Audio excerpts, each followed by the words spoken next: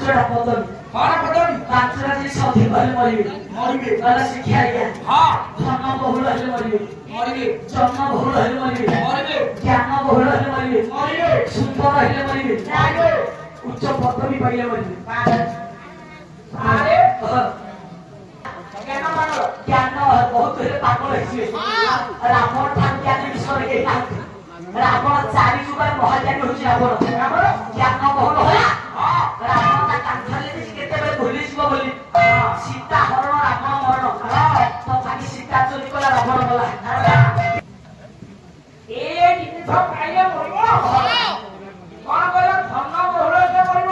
ଧନ ଧନ ଅଧିକ ହେଲେ ବେକରେ ଛୁରା ଲଗେଇକି ନେଇକି ପଳେଇବି ଆଇ ଅଲଙ୍କାର ଯାହା ରେଟ୍ ହେଲାଣି ଲଗେଇକି ବାହାରେ ଯିବେ ଜୀବନ ଯିବନି ଜୀବନ ଯିବନି ଯିବନି ମରିବେ ଅଳଙ୍କାର ଲଗେଇଲେ ଘରେ ଟଙ୍କା ପଇସା ରଖିଛନ୍ତି ଚୋର ପଶିକି ନେଇକି ପଳେଇବ ହାଟ ଚୋର ଜୀବନ ଯିବ ଚାକିରି ପଇସା ସର୍ଭିସ ପଇସା ସଞ୍ଚିକି ଧରିଛନ୍ତି ଭେଜି ଆଂଶ ବସିବେ ସିଜି ହବ ଜୀବନ ଯିବ ଧନ ବହୁଳ ହେଲେ ମରିବେ ମରିବେ। ଜନ୍ମ ବହୁଳ ହେଲେ ମରିବେ ମରିବେ।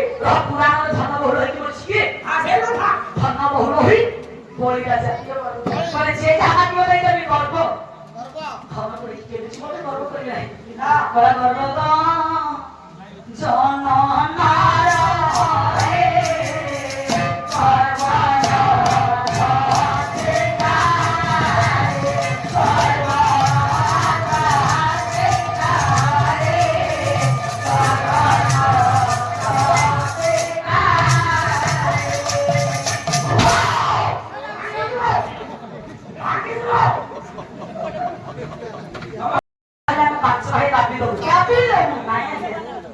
କେବେ ଭାଇ ମାନଙ୍କ ନେଇକି ଗର୍ବ କରିବେ ନା ଦୁର୍ଯ୍ୟୋଧନ ଗର୍ବ କଲା କହିଲା ପାଣ୍ଡବ 5 ଭାଇ ଆମେ କୌରବ 100 ଭାଇ ଦାବି ଦଉ। ଦାବି ଦବ 5 ଭାଇ ହାତରେ 100 ଭାଇ ଦାବି ହେଇଗଲେ ତେଣୁ କରି କରିବେ ମୁଁ ବହୁତ ଗୁଡ଼ାଏ ଜାଣିଛି ନା ଜ୍ଞାନ ମାନର ଜ୍ଞାନ ବହୁତ ହେଲେ ପାଗଳ ହେଇଯିବେ ରାବଣ ଠାରୁ ଜ୍ଞାନୀ ବିଷୟରେ କେହି ନାହାନ୍ତି ରାବଣ ଚାରି ଯୁଗରେ ମହାଜ୍ଞାନୀ ହଉଛି ରାବଣ ଜ୍ଞାନ ବହୁଳ ହେଲା ରାବଣ ତା କାନ୍ଥରେ ଲେଖିଛି କେତେବେଳେ ଭୁଲିଯିବ ବୋଲି ସୀତା ହରଣ ରାବଣ ମରଣ ତଥାପି ସୀତା ଚୋରି କଲା ରାବଣ ଗଲା ଜ୍ଞାନ ବହୁଳ ହେଇ ରାବଣ ମାରିଛି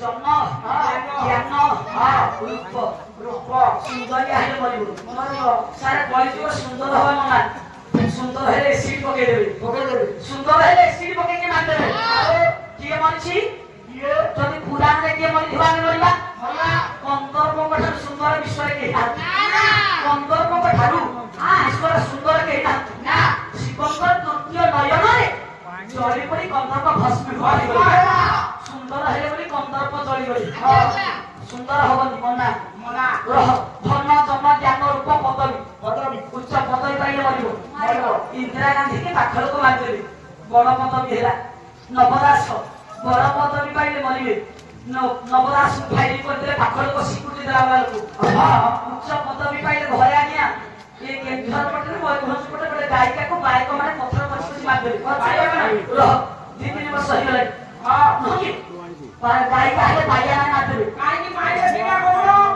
ଗାଈକା ମାନେ ସବୁ ପଇସାକୁ ଖାଇବେ। ପଇସା ଖାଇଲେ ନା ବଡ ଭାଇ